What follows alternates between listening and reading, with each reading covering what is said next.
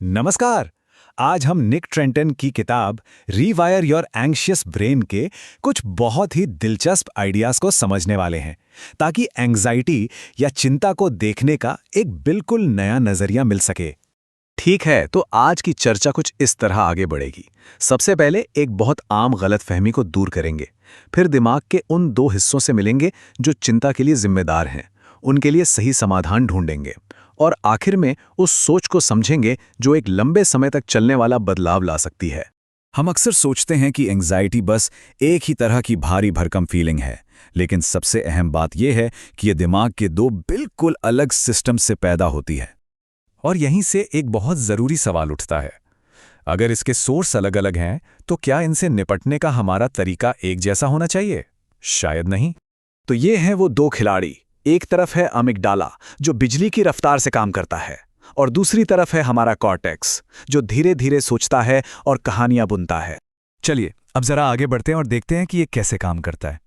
सबसे पहले बात करते हैं अमिगडाला की। ये हमारे दिमाग का एक तरह का पुराना अलार्म सिस्टम है। इसका काम बहुत सीधा सा है, जैसे ही कोई खतरा महसूस हो फौरन शरीर को अलर्ट कर दो। ये इतना तेज होता है कि हमारे सोचने समझने से पहले ही अपना काम कर देता है। इस स्लाइड में जो सबसे दिलचस्प बात है वो ये है कि इसका असर सीधा शरीर पर दिखता है। दिल की धड़कन तेज होना, पसीना आना, ये सब दिमाग के सोचने से पहले शरीर का रिएक्शन है। अब अमिगडाला से बिल्कुल अलग है हमारा कॉर्टेक्स। ये चिंता पैदा तो करता है, लेकिन इसका तरीका एकदम हटके है। दिमाग का ये हिस्सा पूरी पूरी कहानियां गढ़ लेता है। ये एक ही बात को बार बार सोचता रहता है, तब तक जब तक वो एक बड़ी चिंता का रूप ना ले ले। कभी ऐसा हुआ है कि किसी को मैसेज भेजा और जवाब नहीं आया, उसके बाद जो मन में विचारों का तूफान उठता है ना, कहीं कुछ गलत तो नहीं कह दिया, वो नाराज तो नहीं है, बस वही कॉर्टेक्स का काम। तो यहाँ सबसे जरूरी बात यह है, क्योंकि चिंता के सोर्स अलग हैं तो उनके समाधान भी अलग ही होने चाहिए। आप किसी बजते हुए अलार्म से बहस नहीं कर सकते, है ना? ये टेबल पूरी स्ट्रैटेजी को बहुत अच्छे से समझाती है। जब अमिगडाला एक्टिव हो तो शरीर पर काम करने वाली तकनीकें अपनाएं, और जब कॉर्टेक्स ज्यादा सोच रहा हो तो विचारों पर काम करने वाली तकनीकें इस्तेमाल करें।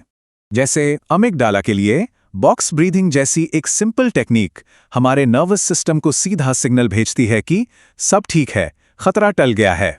ठीक वैसे ही ये 5-4-3-2-1 ग्राउंडिंग टेक्निक मन को घबराहट के भंवर से निकालकर असल दुनिया में अभी और इसी पल में वापस ले आती है। इससे शरीर का अलार्म सिस्टम शांत हो जाता है। लेकिन सवाल यह है कि पता कैसे चलेगा कि कौन सा सिस्टम एक्टिव है? इसका जवाब है सेल्फ अवेयरनेस, यानी आत्म जागरूकता में। बस एक पल रुककर अपने आप पर ध्यान देने से ये फर्क पहचानना आ जाता है कि ये एहसास शरीर से उठ रहा है, जो अमिगडाला का संकेत है, या फिर ये मन में चल रहे विचारों का जाल है, जो कॉर्टेक्स का काम है। जैसा कि किताब में भी कहा गया है, सिर्फ ये पहचान लेना कि चिंता कहाँ से आ रही है, यही वो पहला कदम है जो हमें चिंता का शिकार होने से निकालकर उसे मैनेज करने वाला बनाता है। चलिए अब आखिरी और शायद सबसे गहरे आइडिया पर चलते हैं कि जब हमें पता चल जाए कि हो क्या रहा है तो उसके बाद करना क्या है। ये सुनने में थोड़ा अजीब लग सकता है, लेकिन ये सच है। हमारी पहली प्रतिक्रिया होती है कि हम इस एहसास से भागें, पर भागने से दिमाग को लगता है कि डर असली था, और अगली बार वो डर और भी ज्यादा बड़ा होकर आता है। तो लड़ने या भागने के बजाय स्ट्रैटेजी है एक्सेप्टेंस की, यानी स्वीकृति की। उस एहसास को बस महसूस होने देना, बिना उसे सही या गलत ठहराएं। जब हम डर का सामना करते हैं तो ये हमारे दिमाग को एक सिग्नल भेजता है कि ये खतरा उतना भी खतरनाक नहीं है, और समय के साथ दिमाग की डरने की आदत कम होने लगती है। तो आज की बातचीत का सार ये है, एंग्जाइटी को समझना इसे खत्म करने के बारे में नहीं है, बल्कि ये जानने के बारे में है कि ये आती कहाँ से है, इसके लिए सही टूल क्या हैं, और सबसे बढ़कर इस एहसास के साथ अपने रिश्ते को कैसे बदला जाए। तो एंग्जाइटी को एक कमी की तरह देखने के बजाय अगर उसे एक मैसेंजर की तरह देखा जाए जो कुछ बताने की कोशिश कर रहा है, ये एक ऐसा सवाल है जो हमें सोचने पे मजबूर करता है।